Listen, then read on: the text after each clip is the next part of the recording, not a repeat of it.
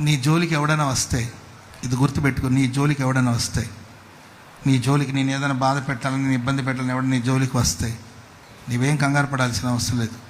వాళ్ళే అంటారు, ఒరే బాబు వాడి పక్షాన దేవుడు యుద్ధం చేస్తున్నాడు. చెప్పండి కూడా మొదలుపెట్టు. వాడి పక్షాన దేవుడు, వాడు యుద్ధం చేయాల్సిన అవసరం లేదు.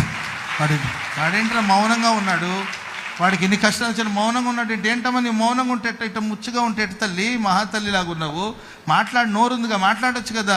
నువ్వు మాట్లాడకపోతే ఎట్లా? వాళ్ళు నిజమే అనుకుంటారు కదా. నువ్వు మాట్లాడకపోతే నిజమే అనుకుంటారు. పిచ్చిదానా, మాట్లాడు. ఇప్పుడు మాట్లాడకపోతే ఎప్పుడు మాట్లాడు? నేను మాట్లాడాల్సిన అవసరం లేదు. నేను మాట్లాడితే నా గొంతు ఎంత పీల గొంతు, నా గొంతు పిచ్చుక గొంతు. నేనేం మాట్లాడతాను? నా పక్షాన నా దేవుడు నిలబడి మాట్లాడబోతున్నాడు.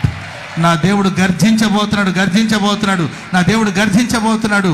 శత్రులు అంటారు వాడు యుద్ధం చేస్తున్నాడని కాదు, వారి పక్షాన దేవుడు యుద్ధం చేస్తున్నాడు. చెప్పండి కూడా మొదలు గట్టిగా, పారిపోదాం రండి, పారిపో.